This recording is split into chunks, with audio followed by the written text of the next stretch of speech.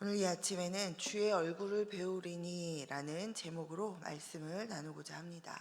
오늘도 하나님의 크신 은혜가 우리 가운데 충만히 임하기를 간절히 기도합니다.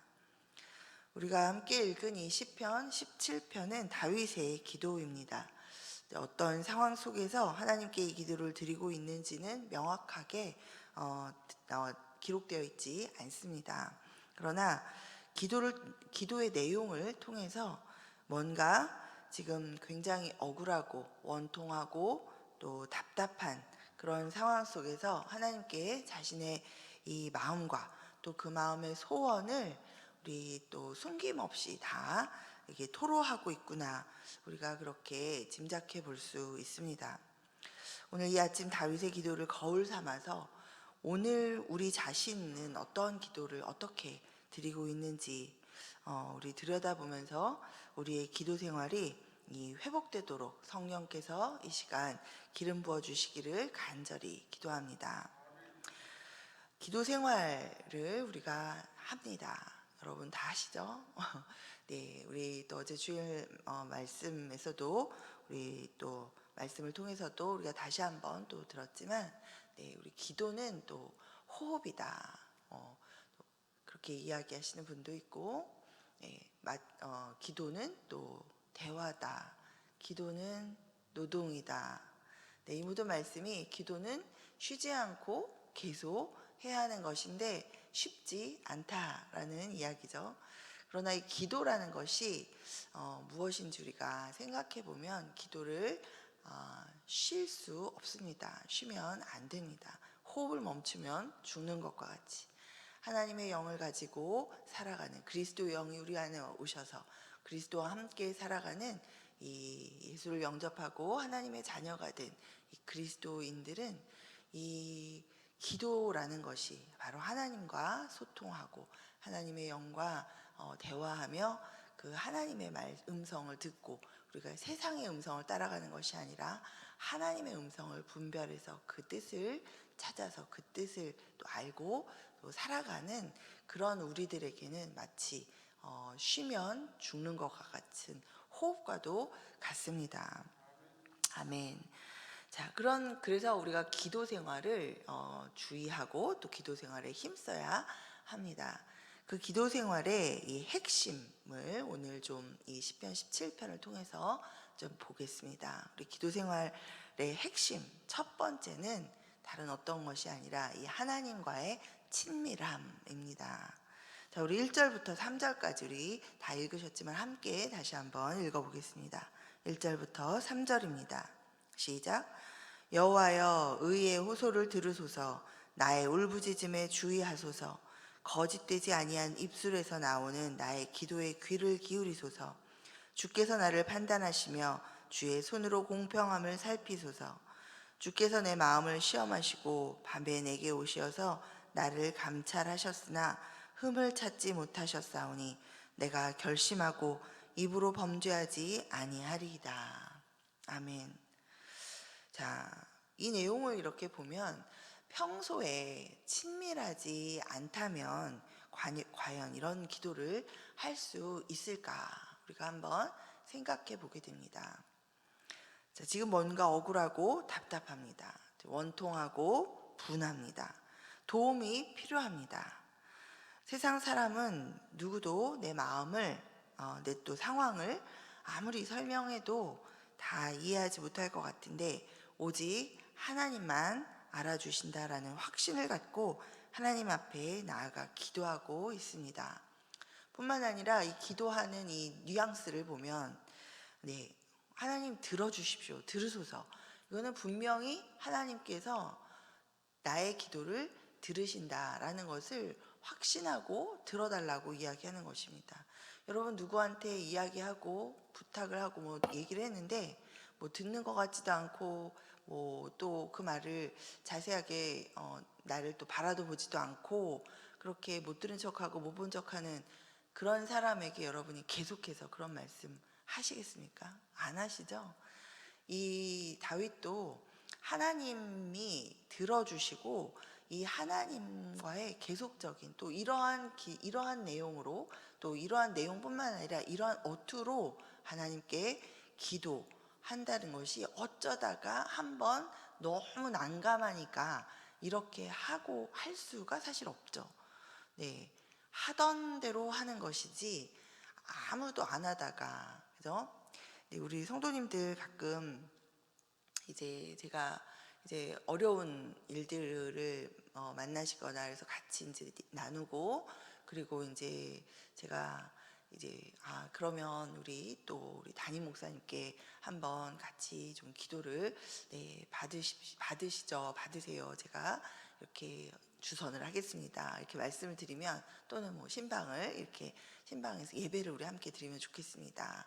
이렇게 말씀을 드리면 첫 번째는 목사님 바쁘신데, 두 번째는 사실이죠. 여러분들께서 우리 또 목사님을 또 생각하시고 해주시는 말씀인데, 그 말씀과 두 번째는 여태도 그렇게 내가 얘기도 안 하고 기도도 부탁도 안 했는데 갑자기 그렇게 하기가 좀 민망하시다라는 말씀을 하시는 분들이 좀 가끔 있습니다.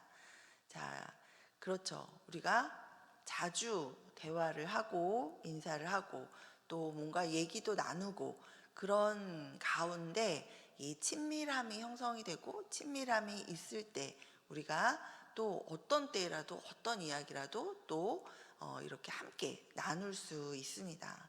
그런 걸 하지 않다가 내가 정말로, 물론 힘들고 어려운 상황이라면 할 수밖에 없게 되는 상황이 있겠지만, 그러나 그때조차도 잘 안 하게 됩니다.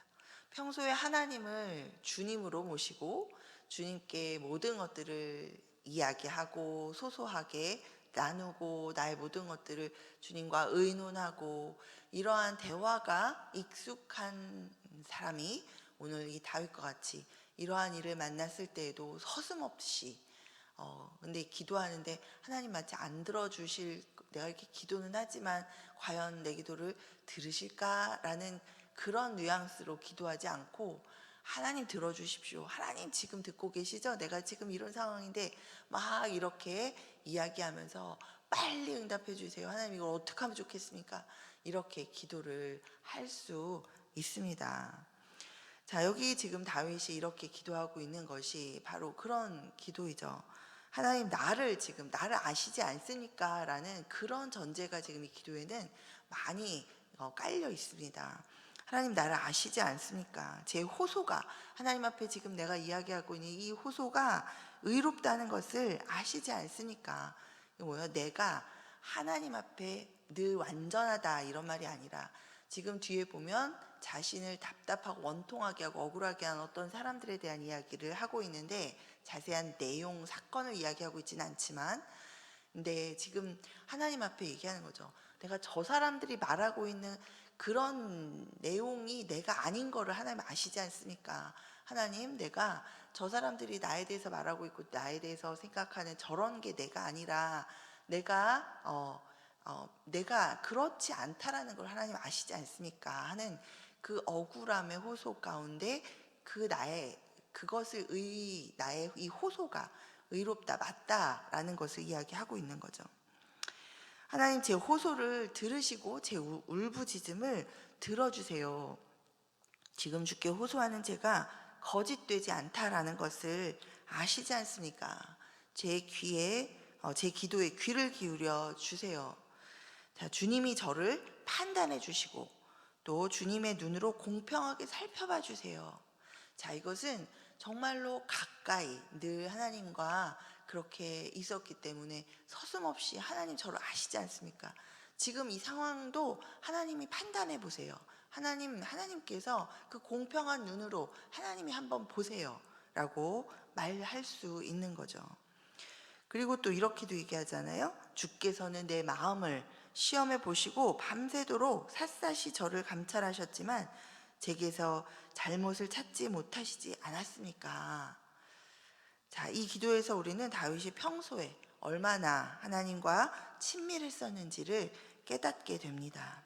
하나님이 지금 다윗이 지금 하나님 앞에서 자신이 하나님 보시기에 흠이 없고 완전한 자다라고, 그래서 지금 이런 기도를 한다라는 그런 주장을 하고 있는 것이 아닙니다.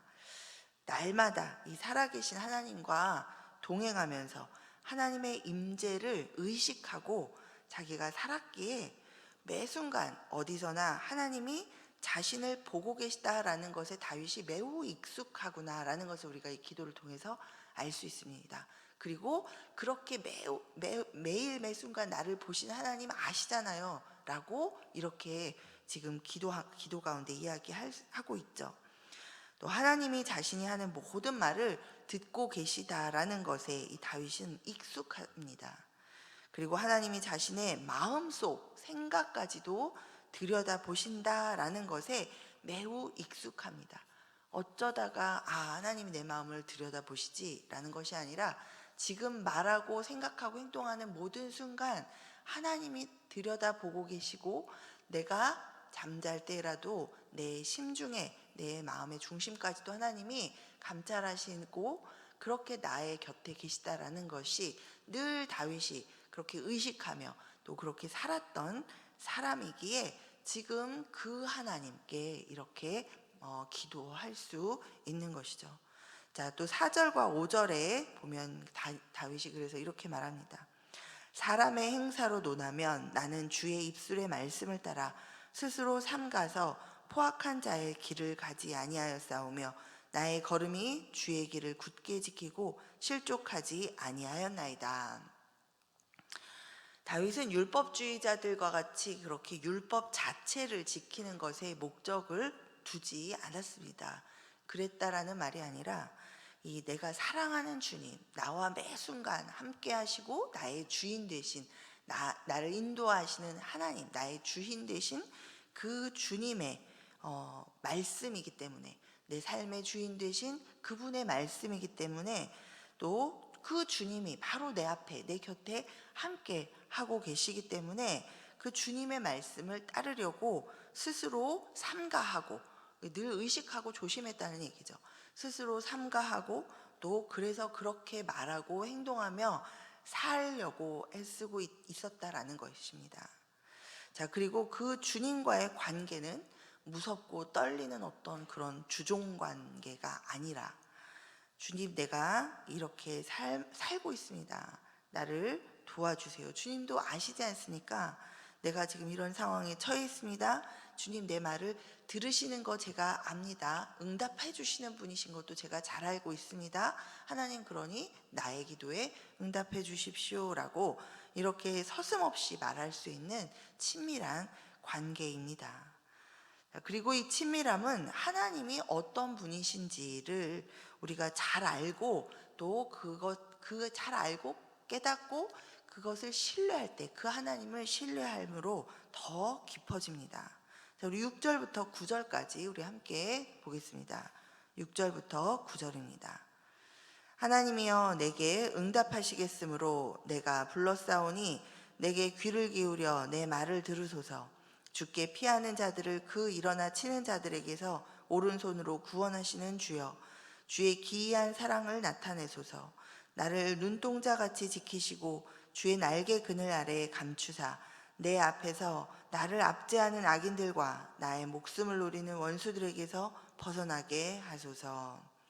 아멘. 자, 하나님은 기이한 사랑을 우리에게 나타내셨습니다.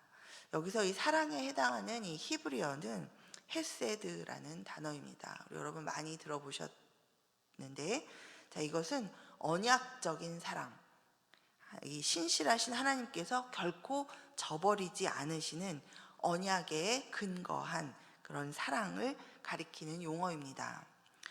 자, 그래서 영어 성경에서는 이 기이한 사랑, 언약적 사랑인 이 헤세드에 대해서 The wonders of your great love, 자, great love의 신기함, 기이함, 대단함, wonders, 이렇게 지금 영어 성경에는 표현하고 있습니다. 자, 하나님의 그 크신 사랑, 절대로 취소하지 않으시는, 절대로 아니야 나 이거 그냥 철회할래, 없었던 일로 하자, 이렇게 하시지 않는, 자, 그런 결코 하나님께서 저버리지 않으시는 신실하신 사랑. 어떤 상황과 어떤 문제에도 불구하고 우리에게 어떤 문제가 다시 생기고 우리가 어떤 상황에 다시 처해도 하나님이 반드시 성취하시는 그 언약의 사랑. 그것이 바로 우리에게 주어졌죠. 바로 예수 그리스도의 십자가의 부활, 십자가의 죽음과 부활로 우리에게 지금 이 순간에도 주어져서 그 하나님의 그 언약적인 사랑이 우리에게 부어지고 있습니다. 자, 로마서 8장 31절부터 32절까지 이렇게 사도 바울이 이야기합니다. 만일 하나님이 우리를 위하시면 누가 우리를 대적하리요? 자기 아들을 아끼지 아니하시고 우리 모든 사람을 위하여 내주시니가 어찌 그 아들과 함께 모든 것을 우리에게 주시지 아니하겠느냐. 자, 하나님의 사랑을 여러분 신뢰하시기 바랍니다. 우리 말씀을 통해서 하나님께서 이 성경 66권에 너무나 많은 말씀을 통해서 그리고 이 성경을 관통하고 있는 그 주제, 우리 예수 그리스도를 통해서 우리에게 이미 말씀을 통해서 또 보여주셨고 또 그 약속을 우리에게 계속해서 알려주고 계십니다. 자, 하나님의 사랑, 우리를 위해서 아들을 내어주신 그 하나님께서 우리의 기도를 반드시 듣고 계시고 들어 응답해 주십니다. 자, 우리 들으시고 응답하시는 하나님이심을 우리가 믿어야 합니다. 자, 마태복음 6장 6절에 예수님께서 이렇게 말씀하셨습니다. 너는 기도할 때 내 골방에 들어가 문을 닫고 은밀한 중에 계신 내 아버지께 기도하라. 은밀한 중에 보시는 내 아버지께서 갚으시리라. 하나님께서는 은밀한 중에 보시고 들으시고 반드시 갚아주시는 하나님이심을 믿으시기 바랍니다.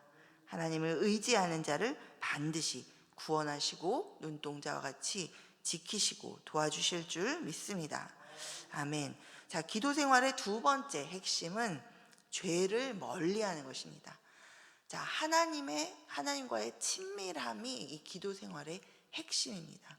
난 지금 그래서 친밀하지 않은데 기도를 못 하겠네. 그게 아니라 기도를 하기 위해서 기도 생활이 건강해지고 기도 생활이 나 혼자 일방적으로 하는 게 기도 생활이 아니죠. 우리가 하나님께 이야기하고 하나님께서 말씀하시는 것을 우리가 듣고 또 그 하나님의 말씀을 따라서 우리가 또 우리의 삶을 살아가고 그 주고받고 하는 그 대화가 그것이 바로 기도 생활입니다.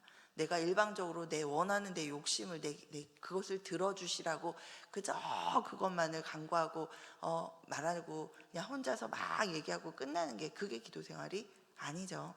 자, 그래서 그 기도 생활의 핵심 첫 번째가 하나님과의 이 친밀함을 만들어가는 것, 친밀한 관계를 형성해가고 유지해가고 하나님과의 그것이 가장 중요한 핵심인데, 자, 우리가 죄를 허용하면 우리 가운데 죄가 들어오면 이 하나님과의 친밀함이 깨져버립니다.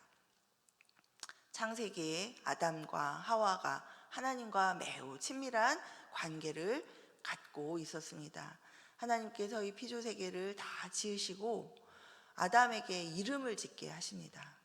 자, 그것은 이 모든 걸 다 너에게 주었다라는 것입니다.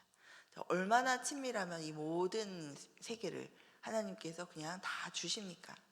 또 아담은 또 그 하나님과 함께 이 피조물들을 바라보며 이름을 지었습니다.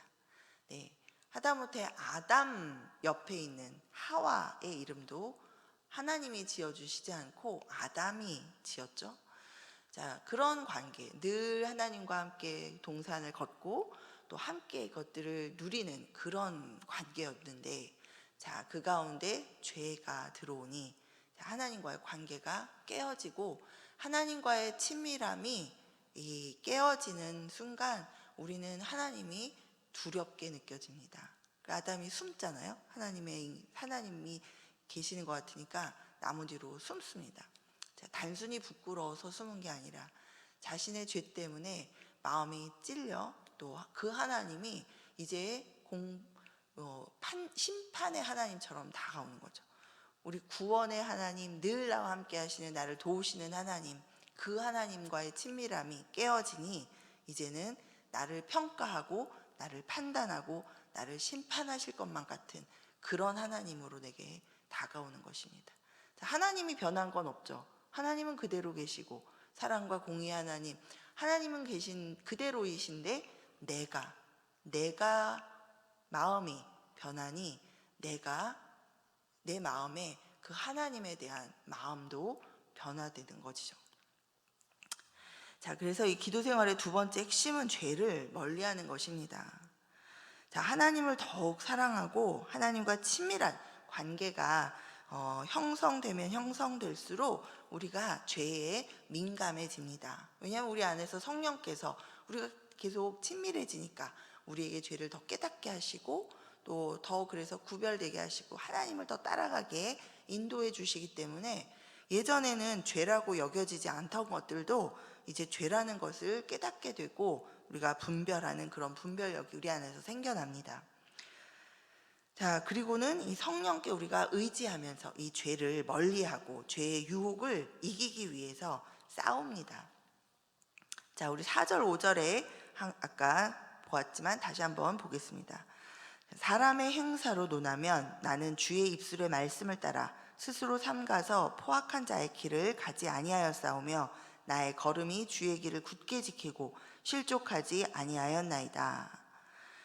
자, 그렇게 애를 쓰고 노력한다는 거죠. 주님 안에 내가 죄가 깨닫게 되면 바로 또 회개하고 이게 잘못된 것이구나 바로 잡고 이렇게 주의 말씀을 따라 살아가고자 애를 쓰고 그 길에서 떠나지 않으려고 하며 살아갑니다. 자, 그런데 이 하나님을 가까이 하지 않고 하나님과의 친밀함에서 멀어지면 점점 이 죄의 유혹과 싸우지도 않게 되고 자꾸 점점 이 죄의 유혹에 빠져들게 됩니다. 하나님과의 친밀함, 동행, 그리고 하나님의 임재에 대한 의식, 지금 내 앞에 하나님이 나를 보고 계시다, 나와 함께 계시다, 이러한 의식이 점점 이 희미해져 가고 또 그렇게 해서 이 세상을 살아가는 자기 소견대로 내 판단대로 또 세상의 눈으로 그대로 세상 관점으로 그대로 그렇게 살아가는 어느새 하나님의 생각, 하나님은 어떻게 생각하실까? 하나님이 지금 나를 보고 계시다. 이런 의식이 점점 희미해진 사람들. 자, 그런 사람들을 오늘 본문 14절에서 보면 이 세상에 살아있는 동안 자기의 분깃을 받은 사람들이라고 말하고 있습니다. 자, 이 세상에서 자기가 누리며 자기 생각을 따라 자기 욕심을 취하면서 그것들을 챙겨서 살아가는 사람들로 변화되어지고 그렇게 살아가기 때문에 그 사람들은 이 세상에서 자기가 가질 걸 다 가졌다라는 표현이죠. 자, 14절 우리 함께 보겠습니다. 14절입니다.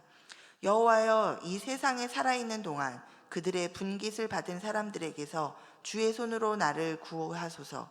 그들은 주의 제물로 배를 채우고 자녀로 만족하고 그들의 남은 산업을 그들의 어린 아이들에게 물려주는 자인이다.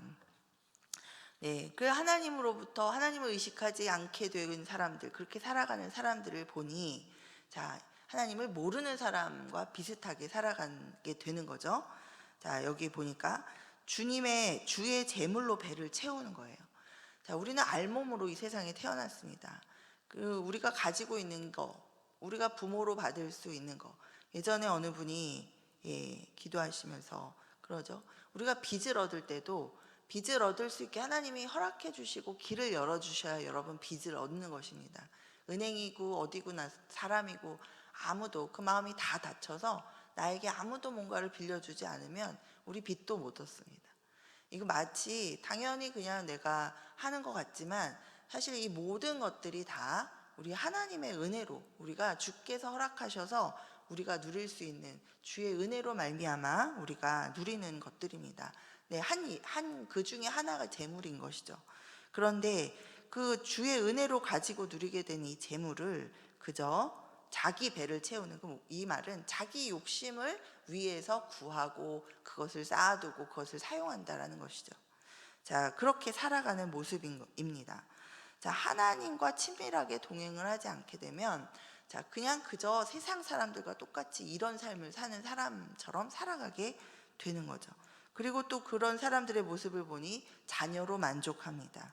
그저 자기 자식 잘 되는 것만 기도하고 기도의 내용이 더 이상 벗어나질 않아요. 그 기도하고 나면 기도 다 했다고 일어나십니다. 그러니까 10분 이상 기도가 안 돼요. 기도할 게 없는 것 같습니다. 그렇지 않죠.